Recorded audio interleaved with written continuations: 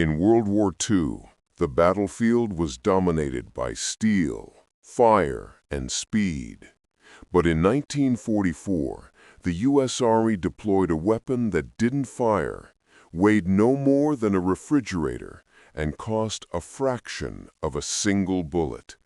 It wasn't a weapon, it was a deception. This is the story of one of the strangest and most crucial units of the entire war, a unit of barely 1,100 men, many of them recruited from art, design, and advertising schools in New York. Their mission? To pretend they were 30,000 soldiers, to use art and acting to confuse the German Oberkommando, save tens of thousands of lives, and turn the tide of key battles in Europe. Their existence was such a sensitive military secret that it was kept hidden for over 50 years. They were the 23rd Headquarters Special Troops, a combat illusionist battalion known to history as the Ghost Army. And this is the incredible tale of how a rubber tank outsmarted Hitler's intelligence. Act 1. The Art of Military Deception. The need for this army of shadows arose from a simple lesson. In war, what the enemy believes it sees is often more important than reality. The Ghost Unit was not composed of elite paratroopers or commandos. Its ranks included future fashion designers like Bill Blass, famous illustrators like Arthur Singer, and countless actors, musicians, and architects. Their talent for mass illusion was unmatched. Their arsenal was built on 4 pillars of deception: visual deception, the props; sonic deception, the sound; radio deception, the lies. To complete the illusion, the ghost soldiers themselves became actors.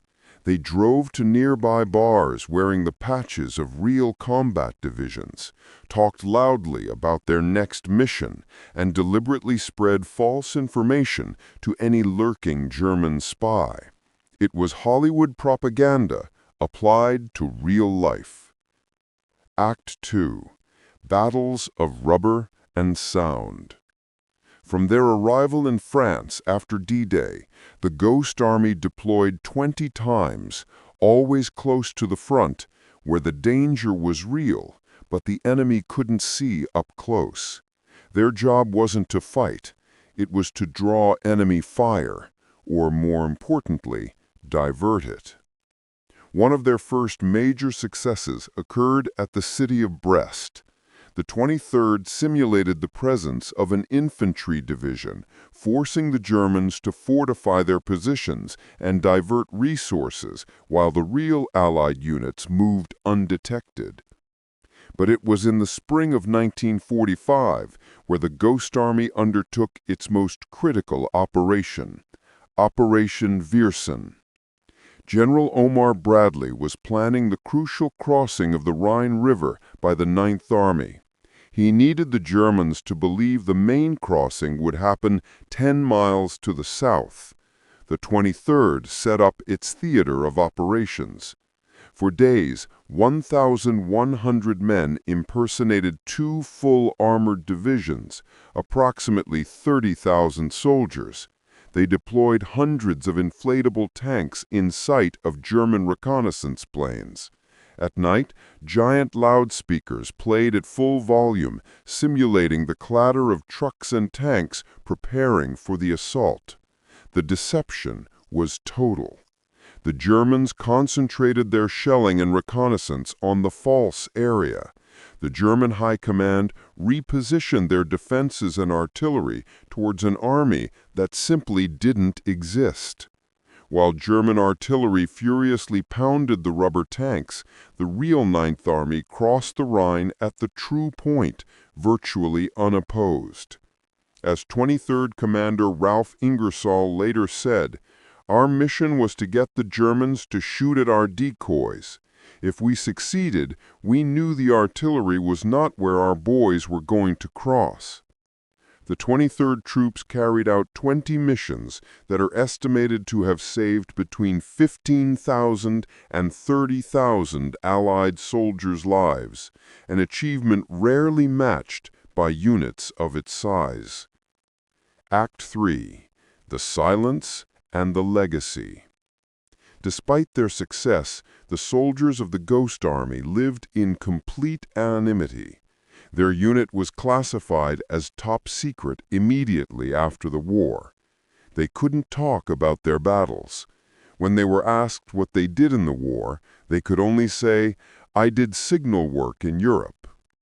This blanket of silence lasted until 1996, when the documents were finally declassified. Their legacy goes beyond inflatable tanks. They proved that the art of deception can be as decisive as firepower. Their story reminds us that often the greatest heroes in history are not those who lead the charge, but those who make the enemy look the wrong way. As one unit veteran, Bernie Bluestein, remarked, "A lot of people say we saved thousands of lives. I can't tell you if it was 10,000 or 30,000, but one person's life is important, and that is the legacy of the 23rd Troop. It was a triumph of imagination over brute force, a forgotten chapter of World War II where America's most potent weapon turned out to be its own ingenuity."